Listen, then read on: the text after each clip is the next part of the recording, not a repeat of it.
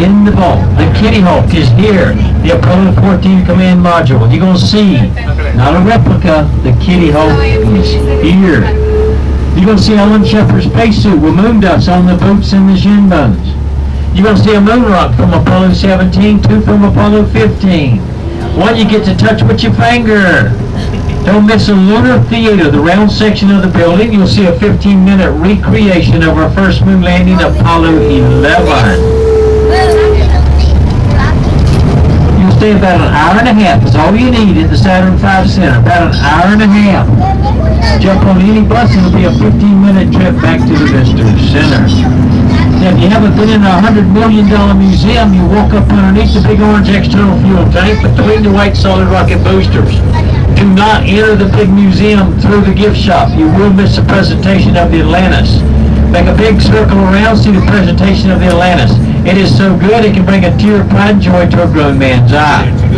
Take the royal blue ramps to the $60 million. You can watch it from Titusville for the big new bridge down there. You can watch it just south of here, Beeline, 528, over by the cruise ships. The Beeline that runs from Orlando to Cocoa Beach.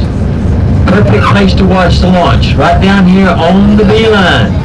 Any place on the ocean, you'll be able to see it, Cocoa Beach. Any place on the ocean, you'll be able to see the launch. What's so unique about tonight's launch is Elon Musk is going to bring back that first stage and land it out here at launch zone number 1. Landing zone number 1. Old Pad 13 over at Cape Canaveral.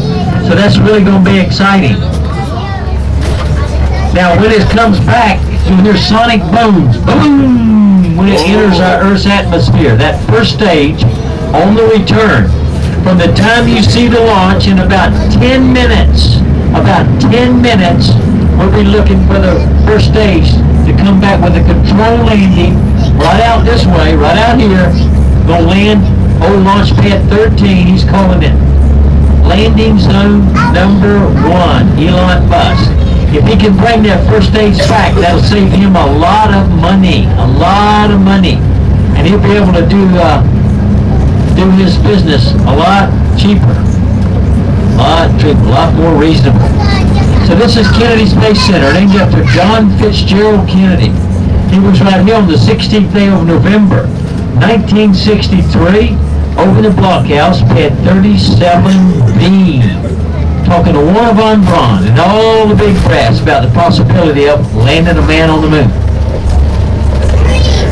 Just 6 days later, November the 22nd, 1963, President Kennedy was in Dallas, Texas, where he was assassinated. Now that was a sad day for America, a sad day for Kennedy Space Center. But we realized President Kennedy's goal 46 years ago. July the 20th, 1969, at 10:56:15 p.m.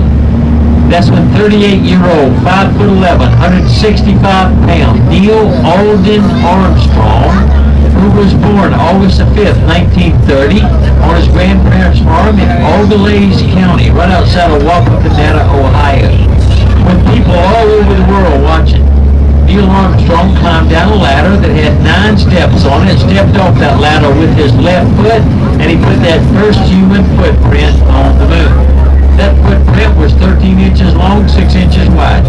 Looked like Bigfoot was walking around up there. And just a few days after those first historical footprints on the moon, an exceptionally beautiful bouquet of flowers appeared on President Kennedy's grave in Arlington National Cemetery in Virginia, with a little card, and it was anonymous, and it simply said, "Mr. President, the Eagle has landed." Man's space adventure took place right here, and we're sure glad you're here.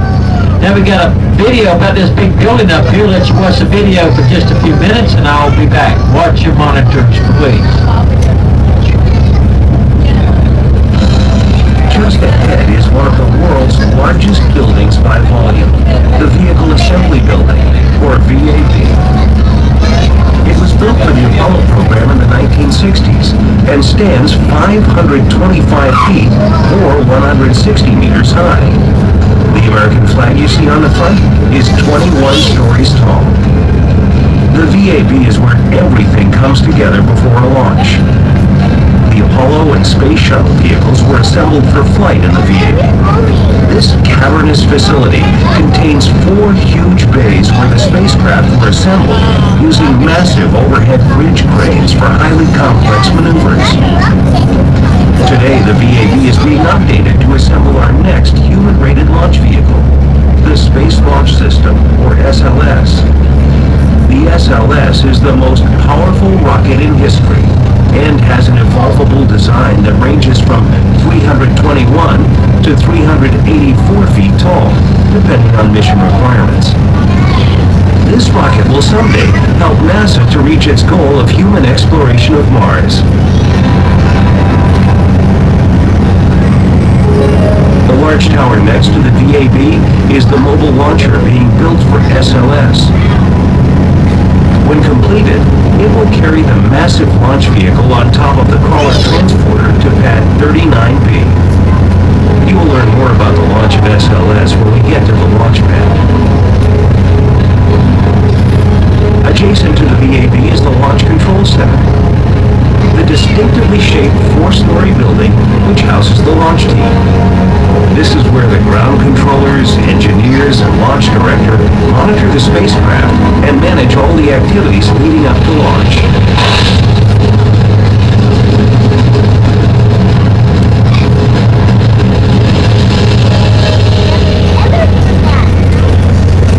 Ladies and gentlemen, boys and girls, may I present to you this afternoon the tallest 1-story building in the world, the Vehicle Assembly Building. We call it the VAB for short.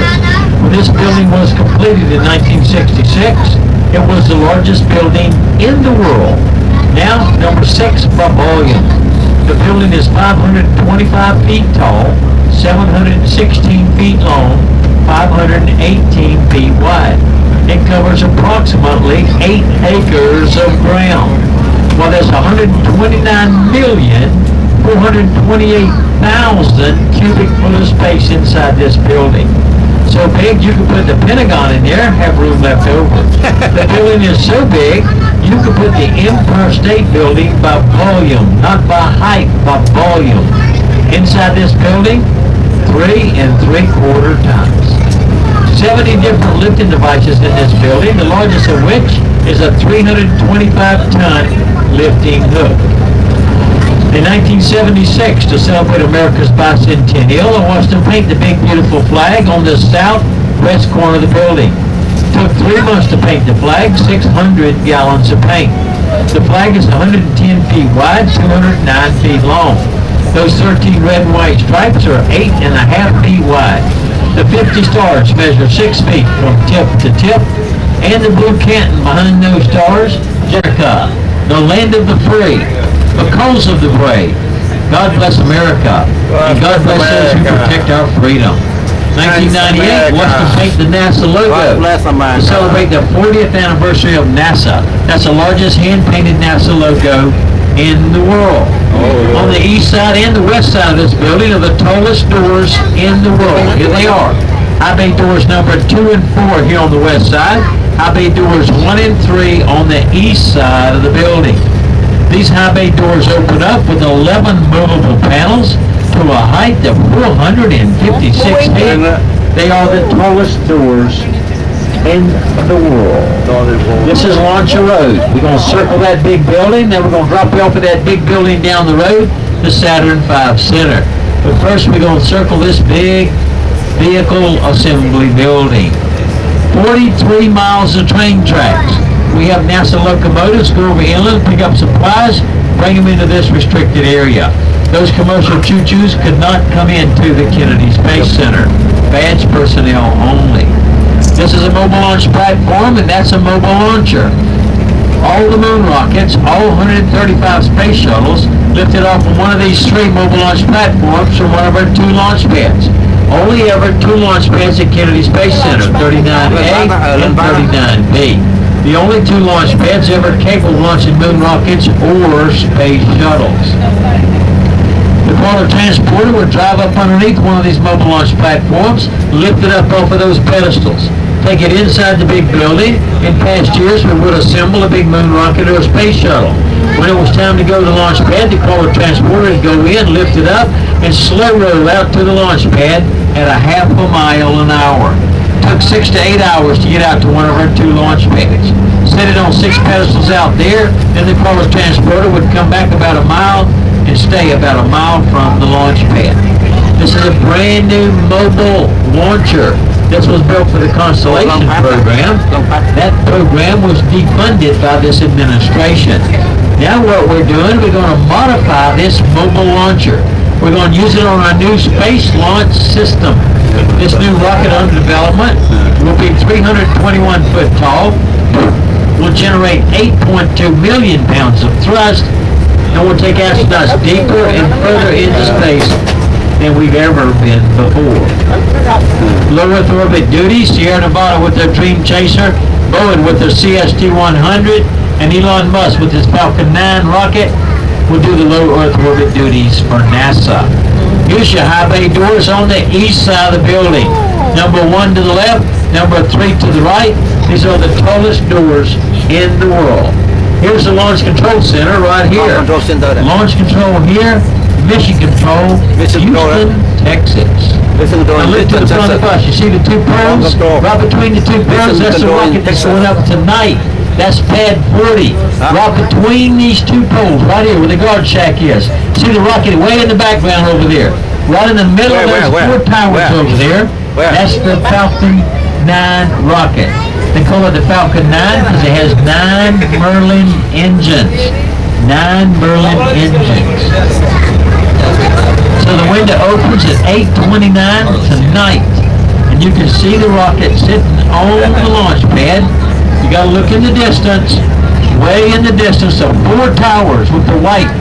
See the white rocket right between the 4 towers, right over the pole. Right over this pole, right over there. See it through there, the white rocket. Here it is. Why look at where? That's the Falcon 9 rocket. Where? Right over there. Oh, why look at the... Right between 4 towers. You see the big white Falcon 9 rocket. Oh, right look at there. Right over there. This is the Launch Control Center right here. Launch Control here, Mission Control in Houston, Texas. Over by the American flag, the Royal Blue Cabinet, that's the official countdown clock is seen on national TV. That's the press site over there, press site. In 1998, Washington paint the NASA logo to celebrate the 40th anniversary of NASA. 58 to 98. The round blue ball is 110 feet in diameter, and it represents this little blue planet that we all call home Earth. The white oval line represents a spacecraft orbiting the Earth. The red chevron represents aeronautics and the latest in hypersonic wing design at the time. The stars represent space, 40 of them, one for the first 40 years of NASA. 58 to 98. And of course NASA stands for National Aeronautics Space Administration. Those NASA letters are 20 feet tall. 10 feet tall. Here's the cafeteria right over here. No lunch, no launch, you say. No lunch, no launch. All your major decisions are made right there in that little cafeteria over coffee and donuts. Not too many workers here today, but tomorrow, Monday through Friday, there'll be 6,000 to 7,000 employees right here at the Kennedy Space Center. Good paying, high-tech jobs. Backup electric. Proud America. These electric generators. I'm proud America. Across the river, Florida Power ever skipped a beat? Ever had a problem doing a I'm proud to be American. We could fire up these units and continue on with the countdown. We never had to do that. Never, ever, ever had to do that. I'm proud to be American.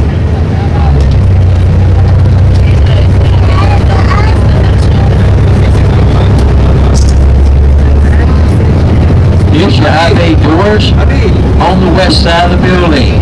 Number 2 to the right, number 4 to the left. These are the tallest doors in the world. Tallest door in the world. Now when this little canal flows into this pool of water up here, we call this the alligator hole.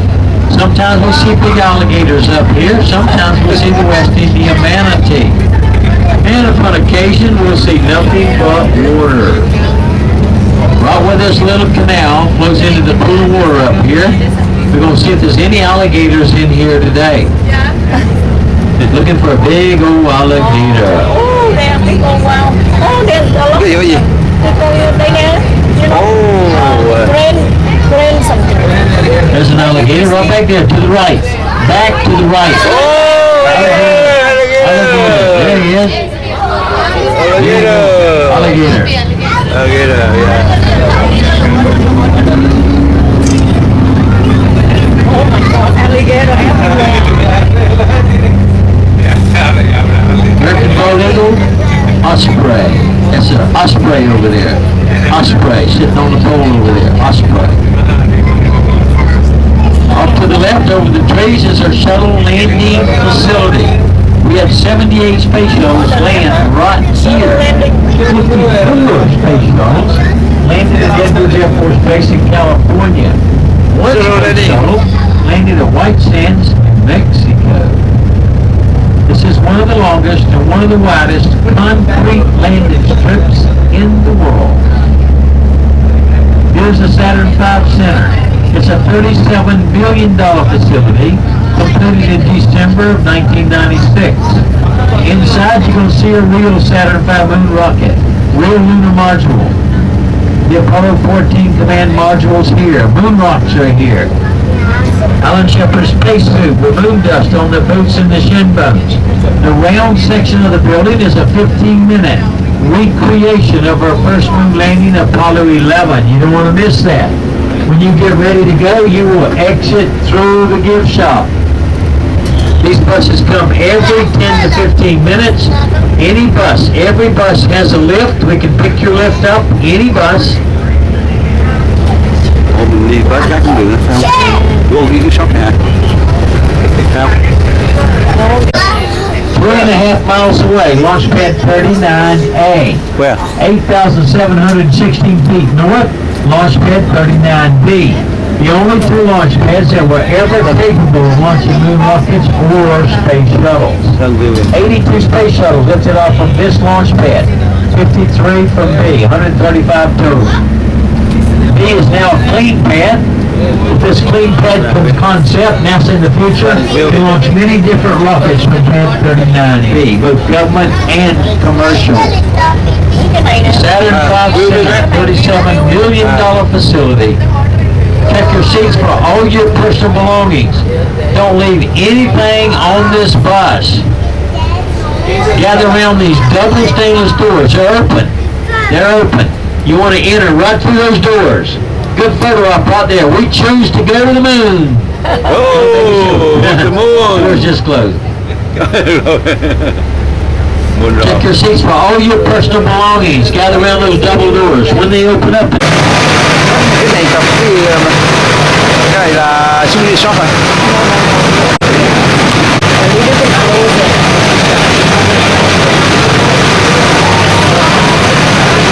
Ông ấy không bị assassinated.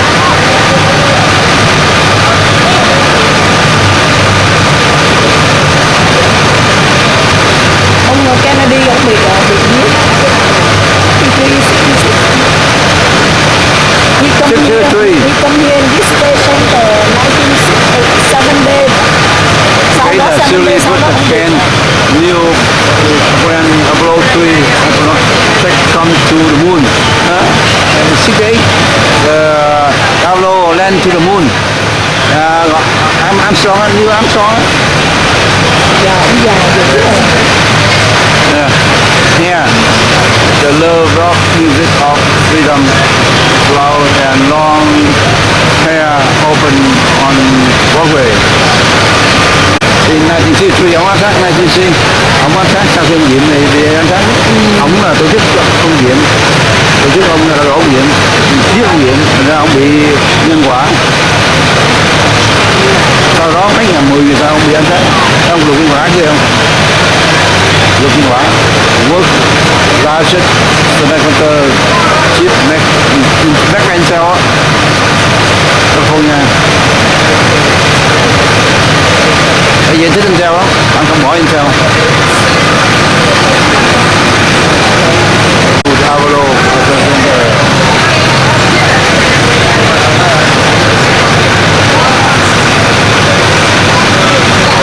born baby and girl are Lisa. Cái đó là gì ta? Popular name đó hả? Popular name, ok. May call Lisa. Về nói Ba Lan you know, most popular. The Time Magazine Man of the Year, Apollo 8 astronaut, and Paul and Lowell. Nobel, không nói Armstrong bao nhiêu. Ông Armstrong là người Đầu tiên đặt chân trên cái hành tinh. Average price of the new guy 2000. Đó năm 1968. The new home cost 14,000. 1968. For it can move to Arizona. Năm nay cho mình đọc cho đỡ chán. Nothing to do. California. Redwood National Park is the great protect the state 2,000-year-old tree. 2,000-year-old tree. Ở Sequoia. Sequoia.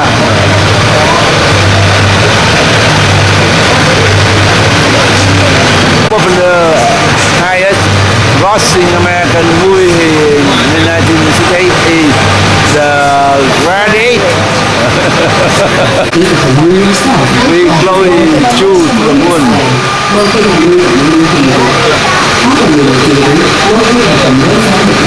We choose to go to the moon for the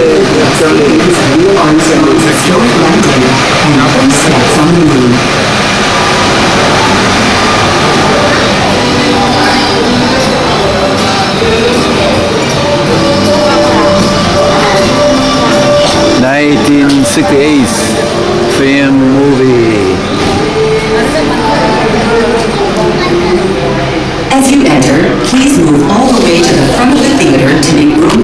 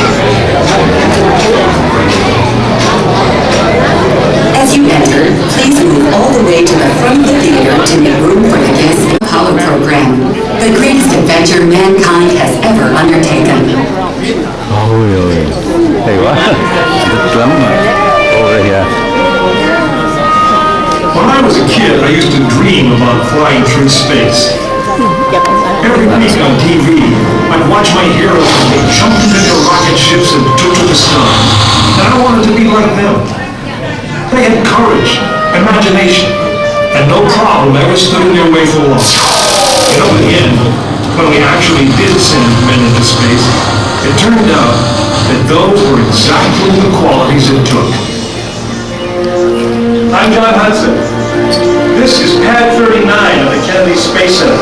I was a launch controller here when from this very spot, man took off to fly to the moon.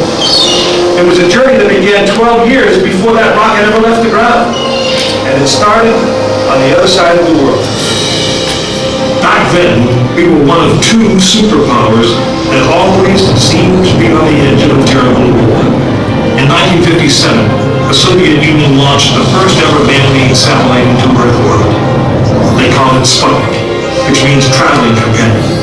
And in a world where peace hung in a delicate balance, it seemed to raise a dangerous advantage. Every ham radio operator in America could hear it beeping. People were afraid. Were the Soviets looking down on us? Watching us? If they could make a satellite pass over our cities, could they do the same with a bomb? Our own space program kicked into high gear, and less than 2 months later, we were ready to launch our own satellite.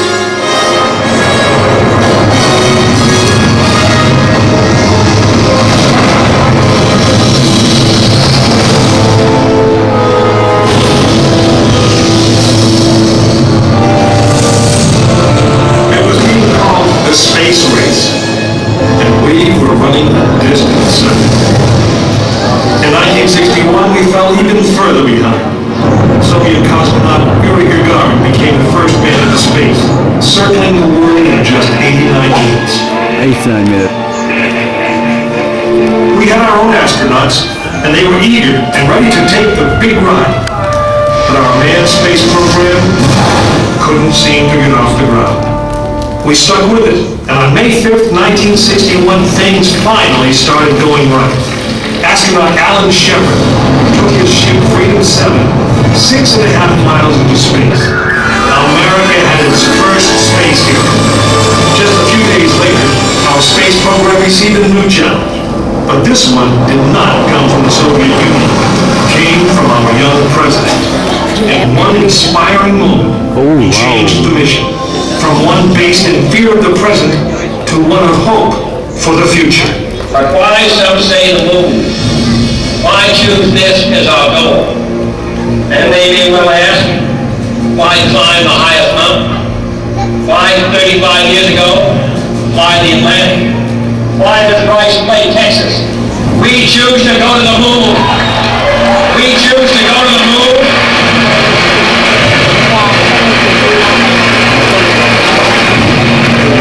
We choose to go to the moon in this decade and do the other thing.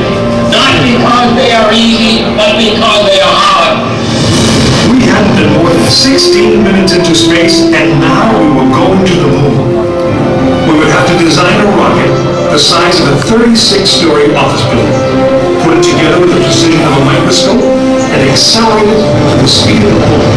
Then we would have to guide it to a moving target 250,000 miles away. Many people thought it was an impossible dream, but 400,000 of us set about making that dream a reality. It would be the longest, most hazardous voyage that any man had dared to attempt. But step by step, mission by mission, we orbited the Earth, perfecting the skills and technologies we would need on this incredible journey. Our astronauts practiced maneuvering, docking, and the 1,000 other tasks that would comprise the moon mission. We created new alloys, lighter and stronger than anything seen before. We designed a communication system that would be reliable over the vast distances. And behind it all, we tried to perfect the rocket that would be powerful enough to punch out of Earth orbit and take us to the moon.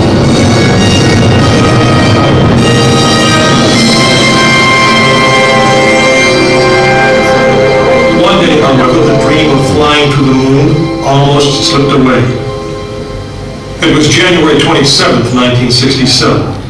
Astronauts Virgil Gus Grissom, Edward White, and Roger Chaffee were on board Apollo 1 for a plumbs-up test, a full-scale dress rehearsal for the actual launch.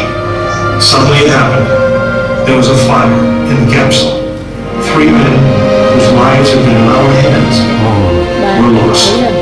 Surely the opening vistas of space promise high cost and hardships, as well as high reward.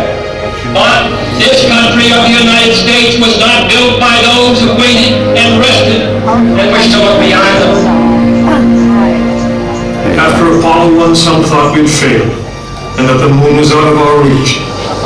But we owed it to those men to learn from their sacrifice and to carry on. We started taking the Apollo vehicle apart, piece by piece. Was the design flawed? Had safety been compromised? Tough questions. And we spent 1.5 years redesigning the spacecraft so that no astronaut's life would ever be at risk because we overlooked something, or because we could have done something better. A moon rocket is 91% high explosive, and it goes into the most unforgiving, hazardous environment there is. We could never make it risk-free, and the men who flew them knew that. We didn't send men into space again until Apollo 7 orbited the Earth testing some of the new designs. When everything worked perfectly, the decision was made. The next mission would travel to the moon. It was mankind's destiny to leave the shores of our planet behind and strike out across the vast ocean of space. In the great span of our history, now was the time that we could. Now is the time that we would. We stood on the eve of the longest, most dangerous journey that any man had ever undertaken. And it would be taken by Frank Borman, James Lovell, and William Anders, the crew of Apollo 8. Through those doors you'll find the firing room, launch control, just as it was on December 21st, 1968. Please gather all of your belongings, take small children by the hand, and proceed through the open doors to firing room number 1.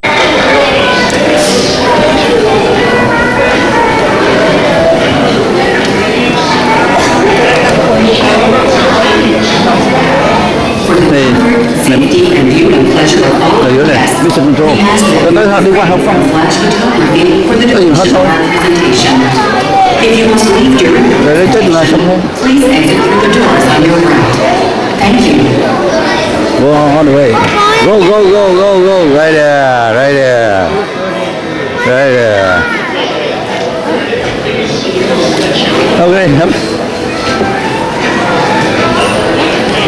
Okay. Now you đi được sit in the middle.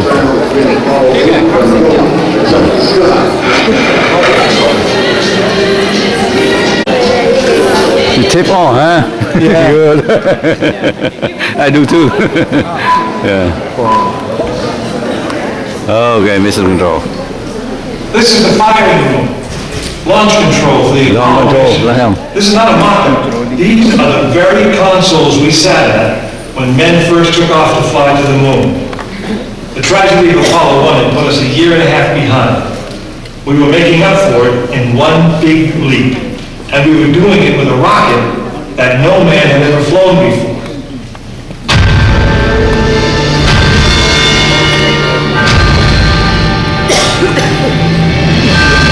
Sound the pen.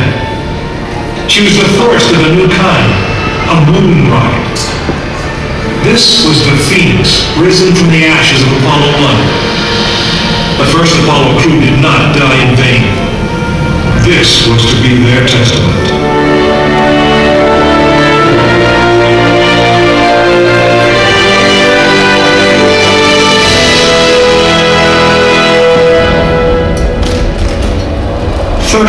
Stories high. She had been fully fueled throughout the night. The liquid oxygen in her tanks caused ice to form on the outside of the craft. The extreme temperature differences between the air and the sub-zero fuel caused the metal skin of the rocket to expand and contract. Everyone was on the pad agreed. It was as though the rocket was alive, breathing, straining at the leash. Earlier in the morning, astronauts Frank Borman, Jim Lovell, and Bill Anders had made their final preparations before taking that long ride out to the waiting spacecraft. The minimum safe distance from Saturn V at liftoff was 3 miles. The reason was simple. When fully fueled, the rocket contained the explosive power of an atomic bomb. As the clock counted down, the astronauts and all of us in launch control went through the pre-flight checks. Our hands on the controls of the most powerful, most complex machine ever built. It had over 2 million separate systems. And to bring these men back alive, everything had to work perfectly. Each individual system had been tested. But what we didn't know was how they would perform when all 2 million began to work together. That moment would come when the countdown clock reached 0.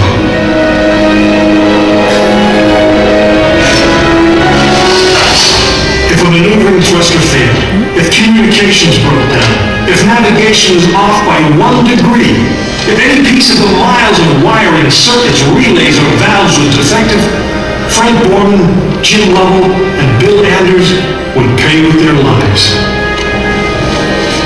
As they sat, waiting for launch on that chill December morning, these 3 astronauts were back to what they had always been, test pilots.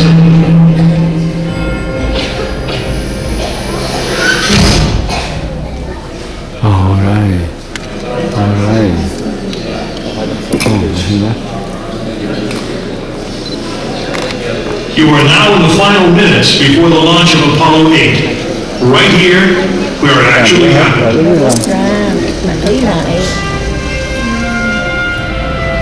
Mankind is about to leave his planet behind and journey to another. It is one of those rare moments when history is not being made, destiny is being embraced. CBS sensor, if I go to launch. CBS zero, if I go to CBS zero. SRO, if I go to launch. LM, if I go to launch. Neil, if I go to launch.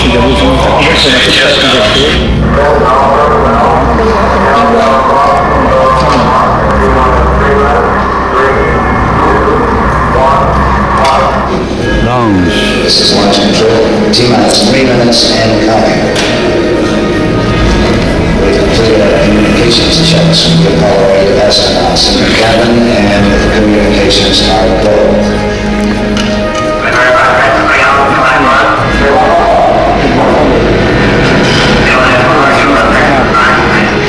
During this period, once we do get the firing command, the various tanks within the 3 stages of the Saturn V launch vehicle begin to pressurize. We have firing command. The firing command is standing now on the United States, T-minus 2 minutes and 20 seconds. Mỗi giờ ở mấy division, mỗi người supply data. Từ đó là supply mới đi ra này nè. Chứ không phải ở đây không đâu.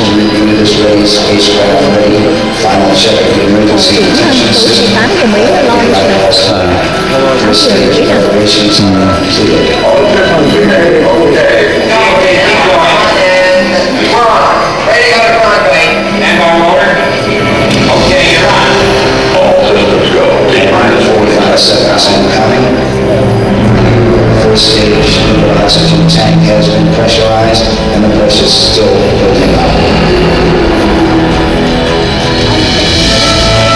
Coming up in 90 seconds, mark 10 minutes, 90 seconds and coming.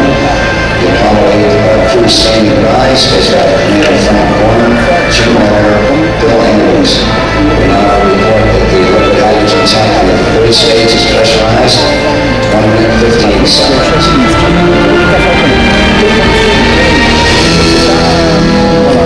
All 3 stages become specialized at this time as the 60-second mark of the flight to the moon. 60 seconds and counting the vehicle now is completely pressurized. Power transfer shortly.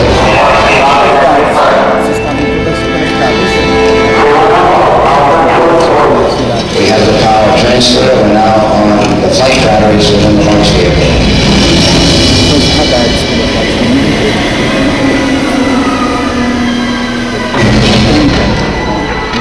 Final reports from Frank Warren at this time. Final conclusion the switch was deployed the spacecraft. 20 seconds on our steps. We are still in control at this time. Espera, que se llama una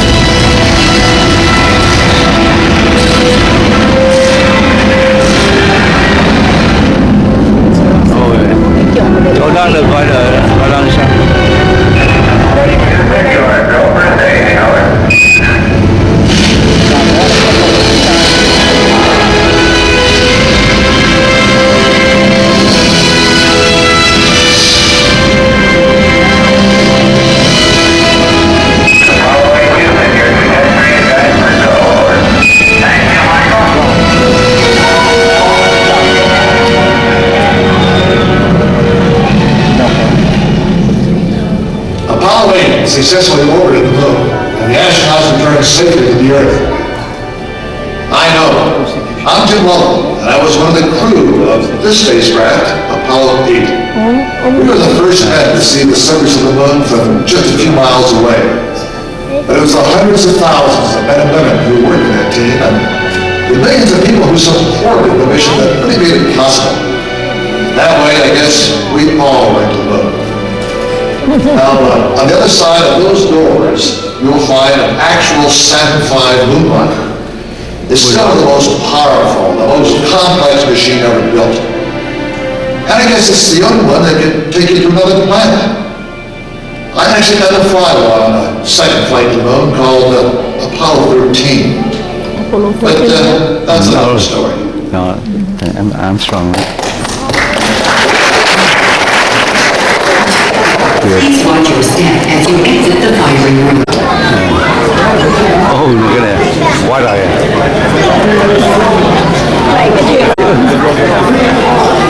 Ôi ôi.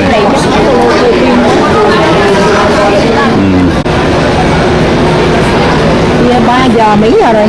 3 giờ. 3 giờ nè. Đây chưa?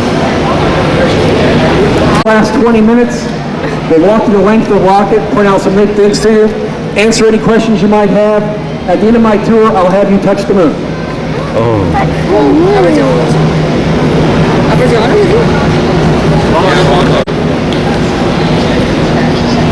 If they use this rocket, it would be in the bottom of the Atlantic Ocean, most of it. And number 3, this is the easiest question, where's the last place you want to be standing during liftoff? Very good. All right. So you all saw that nice video inside the firing room from the launch of Apollo 8. 47 years ago tomorrow. 47 years ago tomorrow. Oh. And so that big 36-story tall rocket, when it lifted off, it was producing 7.5 million pounds of thrust. I don't like numbers, and I can't imagine 7.5 million pounds. Now, some of you flew here on your vacation on an airliner, and some of you flew here in a big jumbo 747 jet. So if you can imagine 30 jumbo 747s at full takeoff power, that's what's coming out of the back of these 5 engines. Oh, man. So the rocket, most of it is real. Most of it would have been Apollo 19. The last moon landing was Apollo 17. This stage here was a test stage. So today, the United States has 3 made up of different parts of these big rockets on display around the country. One here, one up in Alabama, and one out in Houston, Texas. So on the bottom of the Atlantic Ocean, there are 13 of these big first stages acting as fisheries. Oh. Right? But before we went to the moon, we had to know where we were going to the moon. So nobody ever sees these things, but look above your heads. That silver thing is a spacecraft called Ranger. So launched in early to mid-1960s, it was used to take photographs of the moon's surface as it was crashing into the moon. And then directly above your heads, that looks like a ceiling fan, is what they call lunar orbiter. And that's what they used to the mid to late 1960s, take more detailed photographs of future landing sites for Apollo astronauts. Now I'm going to digress for 1 second because of today's launch. I know some of you probably heard that that rocket that's supposed to take off tonight is also supposed to land. The launch pad where they launched those 5 lunar orbiters back in the late 60s is the site where they want to hope to land that rocket this evening. That's trivia. And then off to your right, that big white van with the blue NASA logo, that's the actual van that you saw the astronauts get aboard to make that ride out to the launch pad. And the company that built that also built bread trucks. So the astronauts went to the moon in a bread truck. Are you all set to go? Yep. Yes. Off we go. Oh, okay.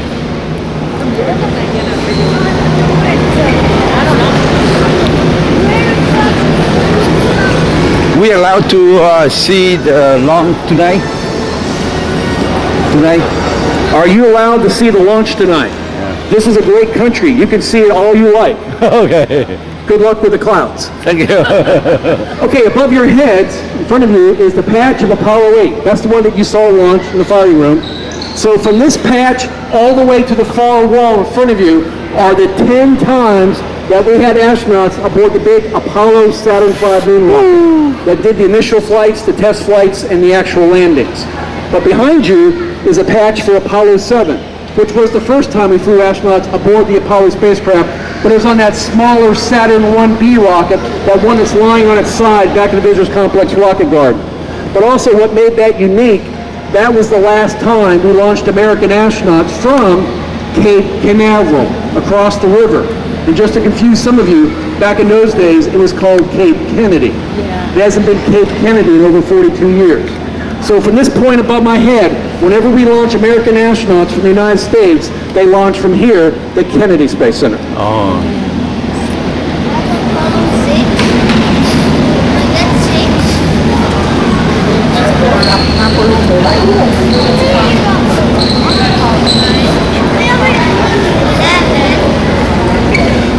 Okay, big rocket, 363 feet from tip to tip. Oh, good rocket. Big first stage. How did you get it here? It didn't come by plane, train, or automobile. It had to come by ocean-going barge. In this case, it had to come through Port Canaveral, where the cruise ships go in and out of today. So this thing came originally from just outside New Orleans, Louisiana. Ooh. Who built it? The Boeing Corporation. Okay, my company built this. My right. A power Boeing.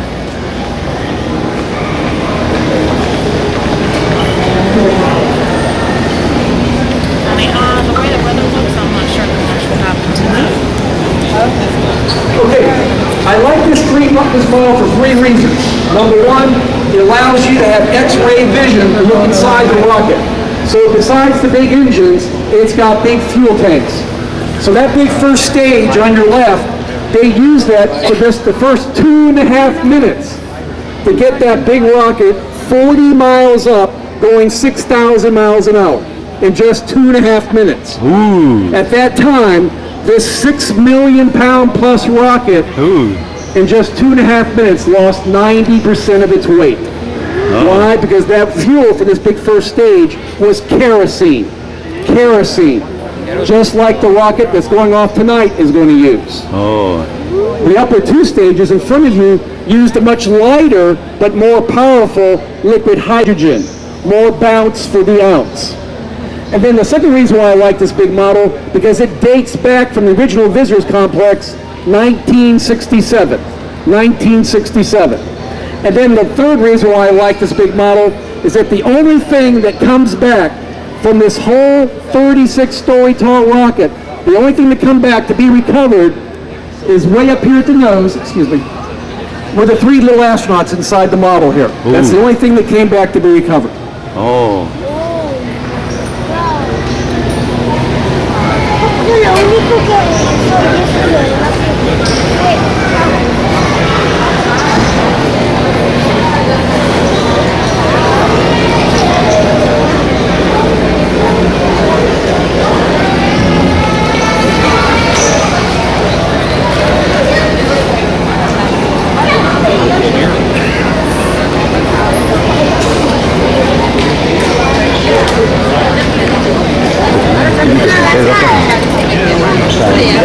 So something is missing above my head.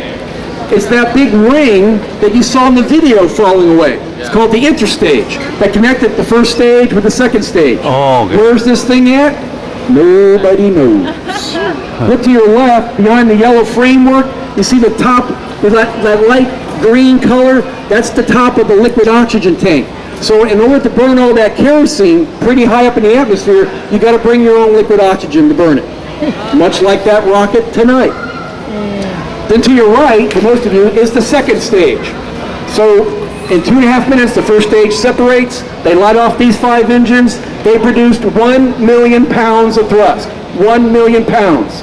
That rocket tonight, 1.5 million pounds. Wow. So they burned these 5 engines for 6 minutes to get the rest of this rocket on your right just over 100 miles up, going over 15,000 miles an hour. And then the stages would shut down, it would separate, and end up becoming a fish reef on the bottom of the Atlantic Ocean over 2,000 miles away. Where was this built? Remember, the first one was built near New Orleans. This was built in Seal Beach, California, just south of Los Angeles. Who built it? North American Rockwell. How did it get here? By United States Navy cargo ship. Who do we thank? President Teddy Roosevelt, who built the Panama Canal. All right.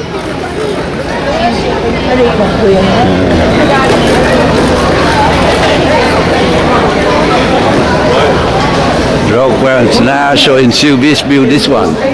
Rockwell International Seal Beach built this one where I worked since 1981 to 1991. Unlike the other patches you saw. Why? Because the commander of this mission, Neil Armstrong, felt that the mission of landing a man on the moon was more important than the individual names of the astronauts. So the patch actually represents the 400,000 men and women who worked on Project Apollo across the country.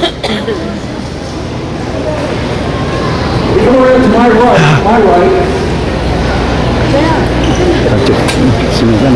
Rockwell International chụp. Thì chụp đây thôi, chụp đây. Không, không chụp, không là gì.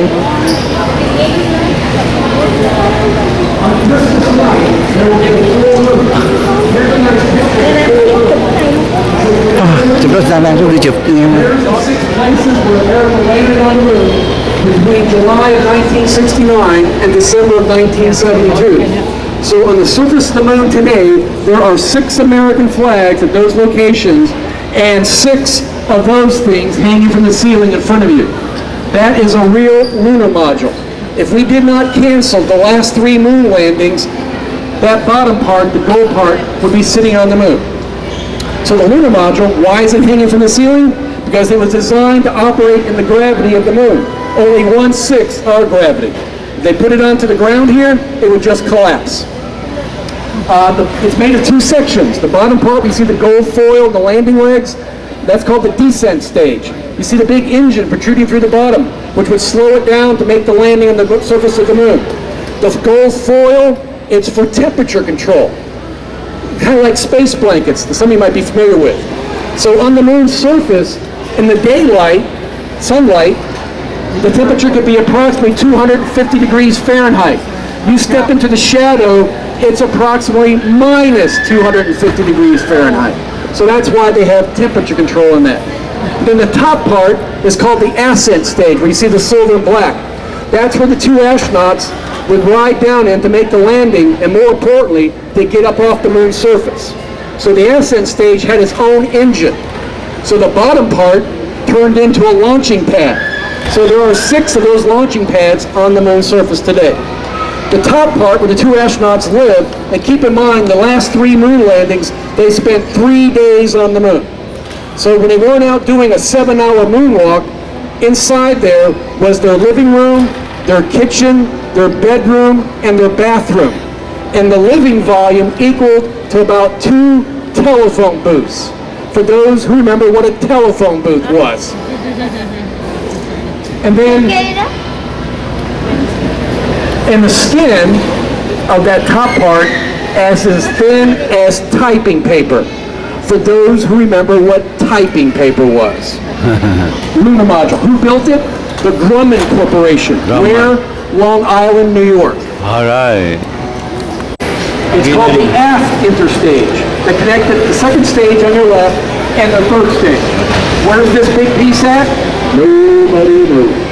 If you look at the top of the second stage, you see that light orange color, that's the top of the liquid hydrogen tank. For those who remember seeing the big orange tank for the space shuttle, same thing. It's nothing more than a big thermos bottle to keep the liquid hydrogen from boiling away. So remember, that's separated 8.5 minutes after launch. They light off the third stage. They would burn that one single engine. It's the same with those 5 engines back behind there. About 230,000 pounds of thrust. They would ignite that and would burn it for just over 2.5 minutes to get the rest of that on your right into Earth orbit, going 17,500 miles an hour, about 115 miles above the surface. 17,500 miles an hour, Earth orbital velocity. How fast is that? Some of you drove from Orlando today. If you drove here legally, it took you 1 hour to get here. To get you back to Orlando going as fast as they were, it would only take you 10 seconds. 10 seconds. But remember, they had to get going to the moon. So all of that, with the 3 astronauts on board the Apollo, would go around the Earth 1.5 times to check everything out. And then they were given the go for translunar injection, or TLI. They would ignite that third stage engine. It would burn for 5 minutes. So they could accelerate all that to go almost 25,000 miles an hour. The fastest that man has ever been is with that engine going almost 25,000 miles an hour. So for those who grew up with Star Trek, Warp 1 and Warp 2, forget all that. It was with that engine nearly 50 years ago. Where was it built? Huntington Beach, California, just south of Los Angeles. Who built it? The Douglas Aircraft Corporation. How did it get here? By a big NASA cargo plane called the Super Guppy.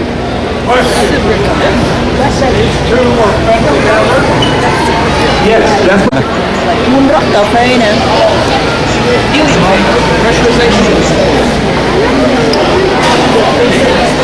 Okay, big rocket, big engines, big fuel tanks.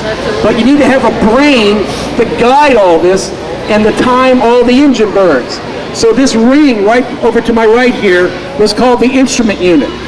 Guidance and control, telemetry, or sending back data to Earth. You can steer the rocket. The outer engines could steer or gimbal. Who built this thing? A little company called IBM. IBM. Okay, we're just over 3 hours after launch. We're now on our way to the moon, going almost 25,000 miles an hour. Now what happens? We got to get the lunar module off the top of the third stage. So it was housed in this big conical structure above my head called the Spacecraft Lunar Module Adapter. NASA talk, it was called the SLAW. So the astronauts aboard the Apollo would push a button, and there would be 4 panels that would separate like petals on a flower, exposing the top of the lunar module. The Apollo spacecraft would move out, turn around, and come back. It had a docking probe that would dock to the top of the lunar module that had a drogue or a tunnel. And then latches would lock the two together to form one unit. And they also had a pressurized tunnel between the two spacecraft. And then the astronauts aboard the Apollo would literally hit a button and springs would eject the combined spacecraft off the third stage.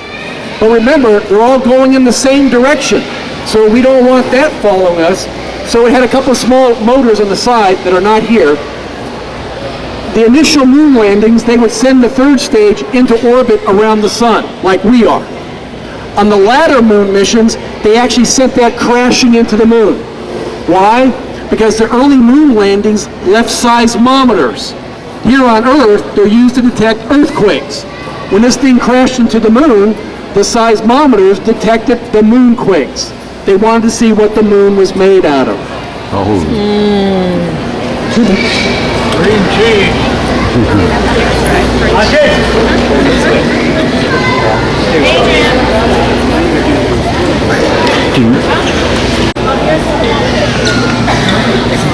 This is a real Apollo spacecraft. It was built by North American Rockwell in Downey, California, just east of Los Angeles. Today, that factory is a parking lot for a shopping center. So the Apollo spacecraft, the silver part in the very tip, that's the command module. That's where the 3 astronauts rode in on the way out, and more importantly, on the way back. Living volume equal to about, like say, a Dodge Caravan. So on those last 3 moon trips, their mission was 12 days long. So that was their living room, that was their bedroom, that was their kitchen, and that was their bathroom. The cylinder section in the back, you see the big black engine sticking out of the back, was called the service module. That was the engine that got them into lunar orbit, but more importantly, it got them out of lunar orbit to make the trip back home. It also contained the fuel cells to provide electricity, and this byproduct was water for the astronauts to drink. Then some of you might recall the movie Apollo 13 with astronaut Tom Hanks on board. You might recall that whole series of incidents started with an oxygen tank exploding. It happened inside the service module. Right? So They're on the way to the moon. They're not going all the way to the moon, going 25,000 miles an hour. When those engines shut down, they immediately started slowing down. What was slowing them down? Gravity for Earth. So like you coasting up a hill in your car, as you get toward the top of the hill, you're really going pretty slow. That's what they were doing. But then as it got over the hill, or in the influence of the moon's gravity, they started accelerating. If they did not do anything, they would just loop around the moon and come back to the Earth. But that wasn't the point of it. The point was to slow it down, get into lunar orbit, and have two guys get aboard the lunar module and make the landing. And that's what they did. They were orbiting around the moon about 60 miles up. Takes 2 hours to go around the moon. The two astronauts would go down to the moon's surface using the lunar module. The first moon landing, they were down there for just under a day. The last moon landing, they were there just over 3 days. When it's time to get back home, two astronauts would blast off at the top of the lunar module, the ascent stage, rendezvous and dock with the command module. The astronauts would float back inside carrying their 100 pounds of moon rocks. Separate the lunar module, the top part, they would send that crashing into the moon. Remember, to ring the moon's bell. And then they lit off that engine to make that 3-day trip home. 250,000 miles away. 15 minutes prior to hitting the Earth's atmosphere, the big service module would separate and turn into a meteor. The astronauts aboard the command module would turn it around so the big heat shield was in the direction of flight. They had to hit the Earth's atmosphere at a precise angle. If they came in too shallow, they would bounce off like you skipping a stone off of a lake. If it came in too steep, it would burn up to the Earth's atmosphere, like a meteor. Yeah. Within 15 minutes, those astronauts were going nearly 25,000 miles an hour. 15 minutes later, they were going 25 miles an hour. Hanging underneath 3 big parachutes and splashing down in the South Pacific Ocean. And then the top, that's a model of an Apollo spacecraft. And what they're trying to show there is the launch escape system. On the far right, looks like a torpedo sticking out to some of you, but that's a launch escape rocket. So if the big rocket blew up on the launch pad, or during the first 2.5 minutes of powered flight, then that launch escape rocket would ignite and pull the capsule free and just parachute in the ocean. Well, today, NASA is developing a new spacecraft called Orion. And they're going to have the same abort system that Apollo had. Why reinvent the wheel? The launch escape system, what happened to that? About 30 seconds after the second stage was successfully burning, then that launch escape rocket had its own little motors to pull it free, where it became a fish reef. And then on the far wall to the right of most of you, that's the patch of the last lunar landing, Apollo 17, 43 years ago last week.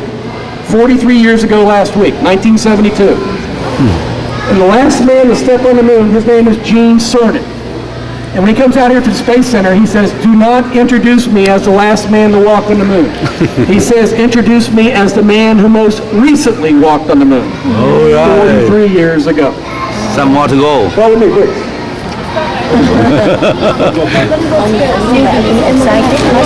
Ôi ơi, làm nhiều phải. Hay quá. Ông có sai tích lắm. Cái gì phải làm gì phải sai tích lắm. Đi theo ông. Oh, the moon nè. Chỗ là moon. That's the moon now. Chụp hình cái, chụp hình nhanh. And then I told most of you, at the end of my tour, I'd have each and every one of you touch the moon.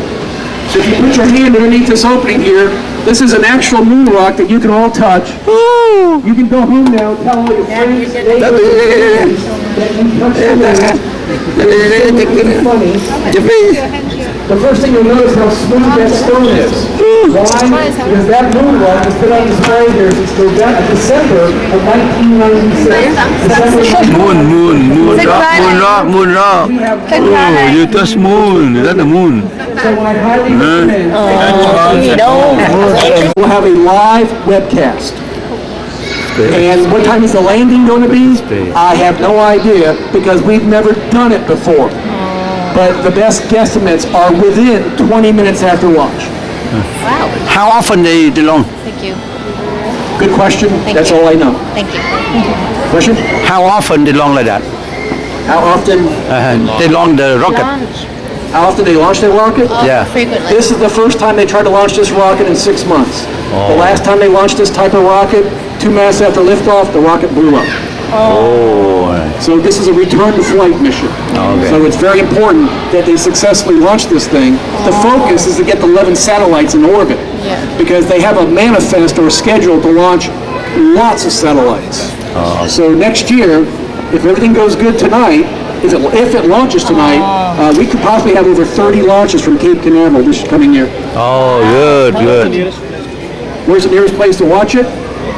I would try like down by Port Canaveral or where the causeway goes over the Banana River, State Road 528, the beach line. That's it. You're looking right up the Banana River at it. So that'll probably be the closest. State Road 528. That goes over the Banana River. Going into Port Canaveral. Jenny Park will be a nice place, but you have to pay to get onto it, and it's going to be crowded. So the causeway is free, and it will be crowded, but you can park anywhere along the causeway. Oh, kind of. Also, I highly recommend is Cocoa Beach. Cocoa Beach? Because if they cancel the launch, you're already at the beach. That's a good suggestion. Good. Thank you very much. Have a nice evening. Thank Go to you. the launch tonight. Bad. Is in motion. Is riding on this launch. Plus, it's going to be a real special launch. It's going to take the first stage and bring it back, control landing, and land over here at Cape Canaveral. Old Launch Pad 13. He's calling it Launch Zone, Landing Zone number 1. Landing zone number 1, and he's going to bring the first stage back. So when it comes back and put in our atmosphere, you hear sonic booms like a big jet plane breaking the sound barrier. Boom! Then you'll see the first stage coming down, control land, burning upon landing. So it's going to be good. We're hoping he can do this because he can save a lot of money if he can reuse that first stage. Elon Musk, he's a billionaire. He's got a lot of money already, but he's going to make a lot more money. Thấy không? Vậy là mình đi về đúng rồi. Nó mai nhiều như giấc chưa là ấy được nữa. Depend on the weather. Ông kêu lấy bút đất từ tối nay nó sang đi.